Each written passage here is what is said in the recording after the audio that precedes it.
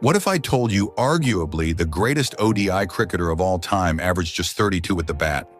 Sounds ridiculous, right? But sometimes greatness isn't measured in averages, it's measured in impact.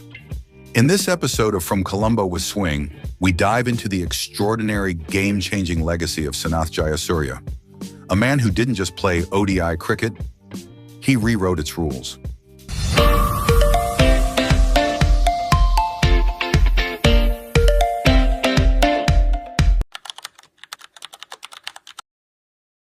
To understand greatness, you must first understand the grind. Sanath's journey didn't start with fireworks and centuries. It began humbly, like most Sri Lankan cricketers of his generation, through the dusty school grounds, cricket under coconut trees, and long hours with torn shoes and second-hand kits. He was part of Sri Lanka's under-19 squad in the very first Youth World Cup.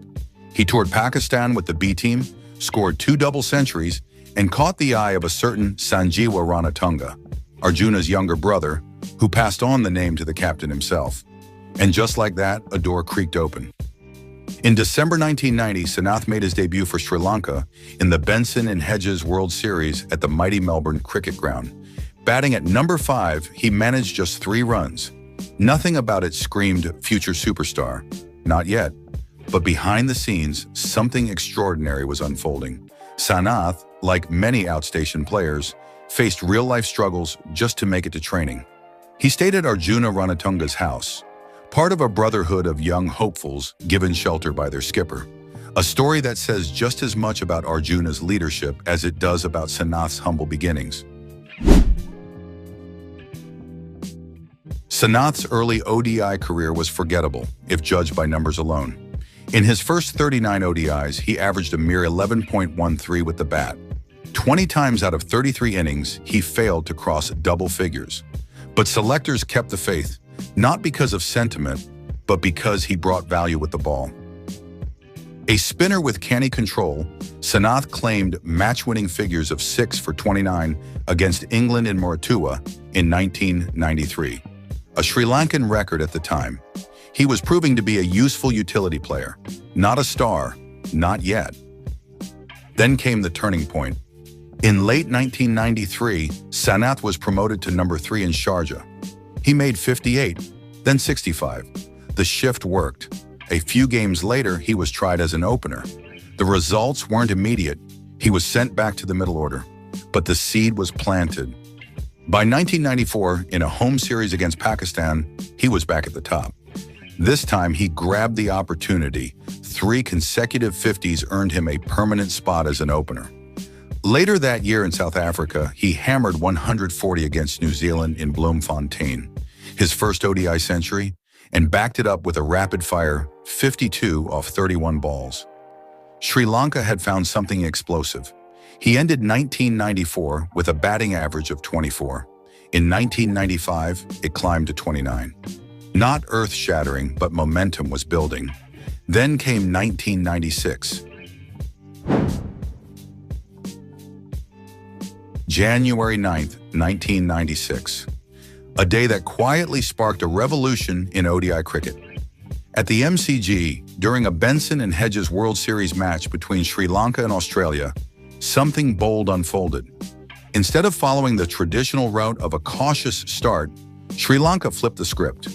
They sent 2 fearless hitters to open, Sanath Jayasuriya, and for the very first time, Romesh Kaluwitharana. Little Kalu, as Tony Grigg fondly called him, wasn't just filling in. He was about to change how the game was played. In his debut innings as an opener, Kaluwitharana went on an all-out assault, smashing 77 off 75 balls. Australia was stunned, and Sri Lanka chased down the target for a thrilling 3-wicket win. While Jayasuriya would go on to become the face of Sri Lanka's batting revolution, it was actually Kalu who took the initial charge among the two. Their combined intent, aggression in the first 15 overs, that was new. That was different. Yes, there had been aggressive openers before, but rarely had both openers gone on the attack. This wasn't a one-off tactic. This was the seed of something bigger. Because just a few months later, on the stage of the 1996 World Cup, this very approach would explode into full force and changed the game forever. But it all began quietly, in Melbourne, with little Kalu. March 2nd, 1996, Delhi, India versus Sri Lanka. A World Cup clash that would echo far beyond the scoreboard. Batting first, India flexed their batting muscle. Sachin Tendulkar was at his brilliant best, stroking a majestic 137. Azharuddin anchored the innings with a calm, unbeaten 72. As the Indian pair tore into the Lankan bowlers in the death overs, the hosts looked unstoppable, finishing at 271 for 3. The crowd roared, the energy was electric, and India looked every bit the favorite. But then came the twist. After the innings break, Sri Lanka's reply began like a storm. Kaluwitharana blazed away with a 16-ball 26, but the real mayhem was unfolding at the other end. Sanath Jayasuriya, compact, fearless, ruthless. His 79 off 76 might not seem monstrous today, but in that moment, it felt like he had flipped the script of the tournament. So fierce was Sanath's assault, India's seasoned pacer, Manoj Prabhakar, was forced into bowling spin mid-spell. A desperate move that backfired spectacularly. He would never play for India again. In that one innings, a new force in world cricket was born, Jayasuriya the enforcer.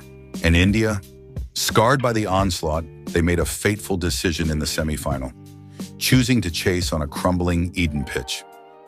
In the quarterfinal, Sanath bulldozed England with 82 off 44, 2 wickets, 1 iconic 6 over the bowler's head, 1 broken career, this time Phil DeFreitas. By then, the world wasn't just watching, it was in awe. In the semi-final, even though Sanath and Kalu fell early, Sanath's impact was felt with the ball. His 3 for 12 included the key stumping of Tendulkar, set up by a brilliant bit of work with Kalu.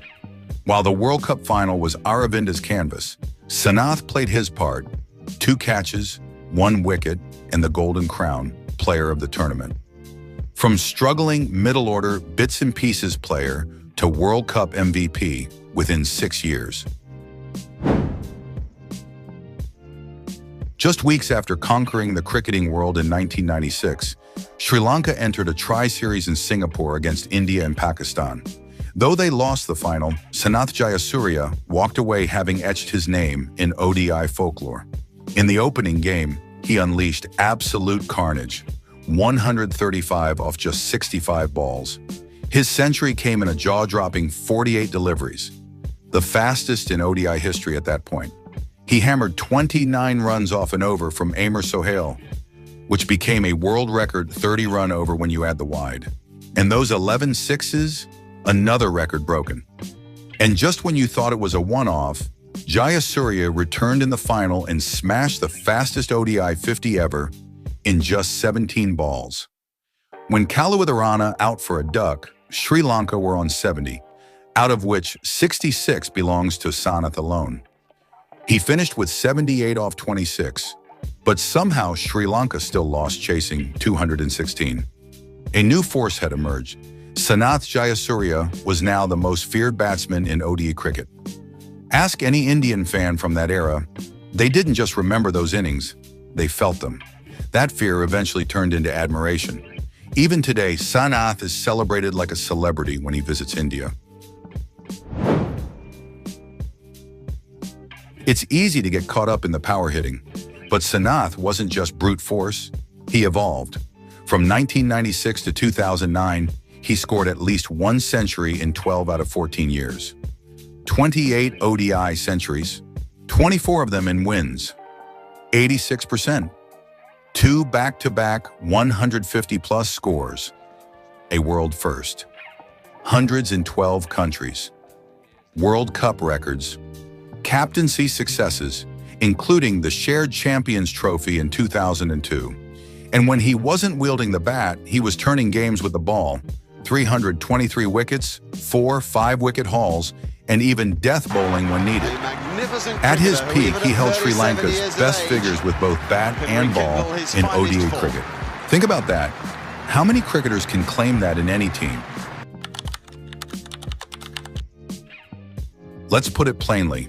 Over 13,000 ODI runs, over 300 wickets, 100-plus catches, most sixes at the time of retirement, 1,500-plus fours, one of the highest percentage of centuries and wins, World Cup winner and MVP, career-defining impact that rewrote ODI batting blueprints.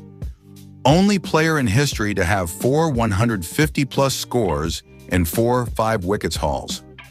Second most man of the match awards. So, does a 32 average disqualify him, or does it make his case even stronger? Because despite that, he reshaped the role of the opener, revolutionized power play strategy, and made every team rethink what an ODI innings should look like. His influence birthed the template for T20 cricket. Even Wisden, in a rare exception, named him Cricketer of the Year in 1997, despite no stint in England. Why? Because none of the greats changed the game the way Sanath did. On June 30th, he turns 56. He's now Sri Lanka's head coach. His future in that role remains unwritten. But his past? It's already etched in stone. Sanath Jayasuriya wasn't just a cricketer.